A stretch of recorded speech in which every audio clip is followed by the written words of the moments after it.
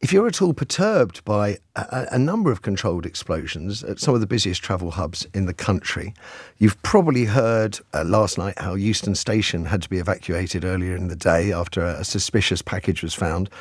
This coming just 24 hours after Gatwick South Terminal had to be cleared of all travellers for the same reason. There was a similar story at the American Embassy.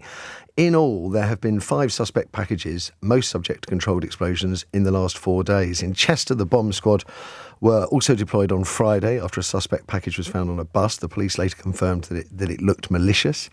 In Glasgow, the bomb squad carried out a controlled explosion after reports of a suspicious package just gone one on Wednesday afternoon, but nothing suspicious was found. 3 men, though, arrested over possession of offensive weapons after the evacuation of Buchanan bus station have since been released without charge. But Police Scotland said the initial report had been treated as a credible threat. Now, as a born and bred Londoner, I am pretty familiar with disruption caused by security concerns from the IRA bombing campaigns of the 70s to the present date. And I still remember actually working at another radio station back on July the 7th, 2005, trying to get people home in the afternoon following the bombings that day. And I'd like to think, along with many of you listening now, especially if you're from a similar locale and of a similar age, I'd like to think I'm not a panicker. I don't live my life in fear of bombs because that's what terrorists want you to do.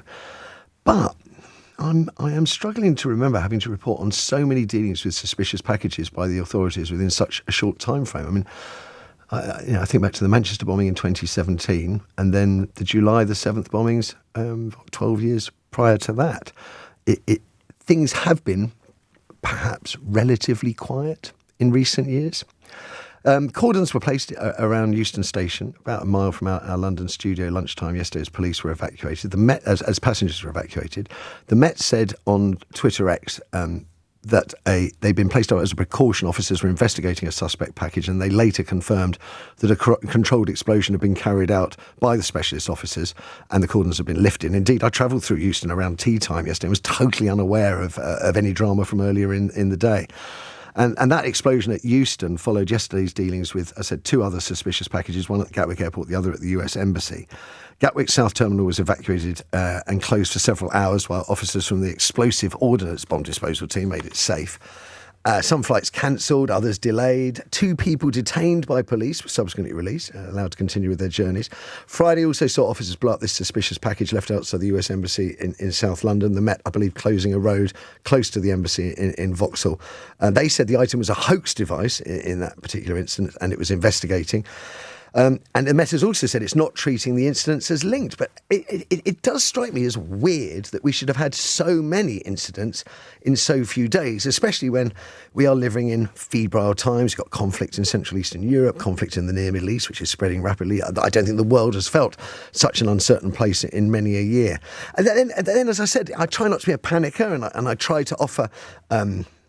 I try to offer reassurance and for all the anguish that's been caused by the hoaxers and God knows who else in relation to these suspicious devices, I'm mindful of the fact that unlike in Edgbaston, Birmingham yesterday, where one man was killed and another seriously injured in a shooting, no one was hurt in any of these incidents yesterday, although many travellers had their journeys disrupted. And for that, I think we should be thankful.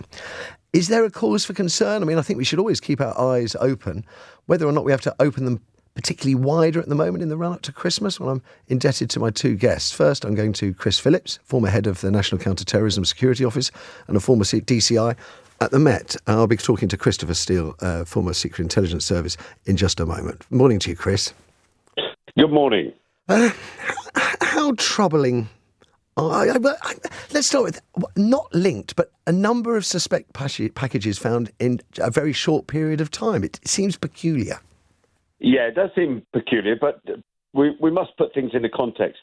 We do have many suspect packages found and dealt with by police and by security staff over the year. There's nothing unusual about that. I think what is most concerning for me is the fact that the bomb disposal team, if you like, have had to take action where they detonated it just to check, because usually they've got X-ray machines and all sorts of things that tell them that these things are most definitely not bombs. And clearly there was some reason for them to think that they were more concerning than usual.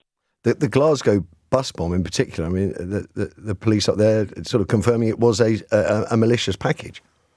Yeah, and they're all in locations that really would cause and did cause some problems for authorities, because clearly, if you're going to leave a package in a train station that looks like a bomb, then that is going to really cause disruption. And we don't know yet whether or not they're linked. We've been told that they're not linked, but that doesn't mean to say that is the case. And obviously, if that is the case, then an investigation is going on behind the scenes. Who is likely to be targeting us here in the UK at the moment? Well, that is an interesting point, because this is an unusual method. We've got used now to terrorist attacks being in other forms. Suspect packages seem to be a bit of a thing of the past. Yes. Almost a thing, as you mentioned, from the IRA days. Yeah. This is something that's unusual, but I think the police and security services have always been saying, and I've been saying, that you have to think ahead and things can change.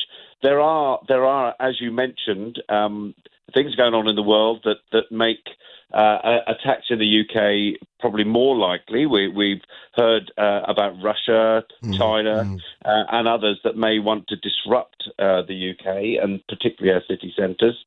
But also, of course, we've got this ongoing issue with Israel and Palestine. That means there are a lot of disaffected people that we've already understand may have some issues around extreme Islamist terrorism. So there are concerns about this, but you are quite right to say we need to carry on business as usual and keep going and not be too concerned. But it is a good time, particularly on the run up to Christmas, to remain very alert and be willing to inform authorities if you see something suspicious. Yeah. I mean, a few hours inconvenience to travellers, I know, is a nightmare. I've been there. I think probably most travellers have suffered delays, but compared to the potential disastrous consequences of not acting, I think we just have to take that one on the chin. Pleasure talking to you, Chris Phillips. Thank you. Listening to that was Christopher Steele, former officer with the Secret Intelligence Service and head of the MI6 Russia Desk, now Director of Orbis Business Intelligence. Good morning to you, sir. Morning there. Are you perturbed by the number of suspect devices found in such a short period of time? I think I'm more perturbed by, as you say, the state of the world at the moment. Wow. And indeed, some of the threats that have been launched in our direction, particularly in recent days by Vladimir Putin. Well, they're talking about disruption on the streets, and that is essentially what we have now. Yes, I wouldn't jump to any particular conclusions about the incidents of late, but the timing is certainly odd. And I think the other thing to say is that there are several straws in the wind that might point in Russia's direction here.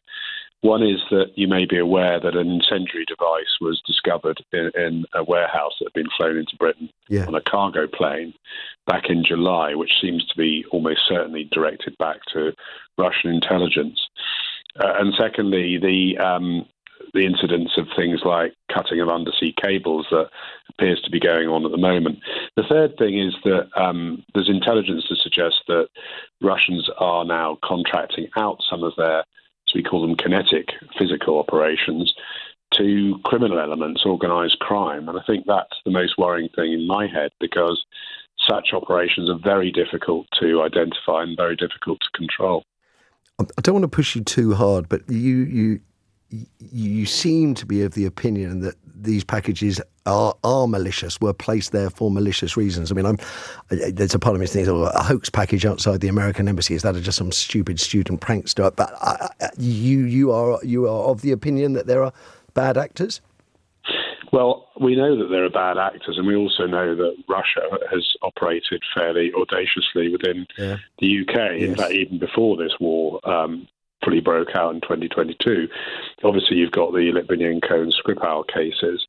So I don't think we should rule any of that out. And in fact, I think Pat McFadden is about to address a NATO conference next week in which he says that the infrastructure of the country, the critical national infrastructure, so that's transport, hospitals and so on, could well be targeted by cyber attacks from Russia. So I think we need to be on high alert. The public needs to be aware of these threats. But we need to take them in our stride, really. I think that, Putin blows a lot of hot air out and actually rarely follows up. I'm not saying we should be complacent about it, but we shouldn't be scared about it. I take your point. I suppose I'm actually now mildly more concerned than I was when we started the discussion, actually, Christopher, because I was rather hoping that we weren't going to be pointing towards bad actors, that it was going to be some bizarre coincidence. But you are right that the public should be aware, and these are difficult, febrile times. And Pat McFadden, as you rightly said, Christopher, is about to address a summit talking about how Russia could be launching a cyber attack on us and on our transport hubs and such like. In a sort of aggressive move. So all those things are existing and right, and indebted to you, Christopher, still giving up your time this morning. But I cannot deny I am now more perturbed than I was barely 15 minutes ago.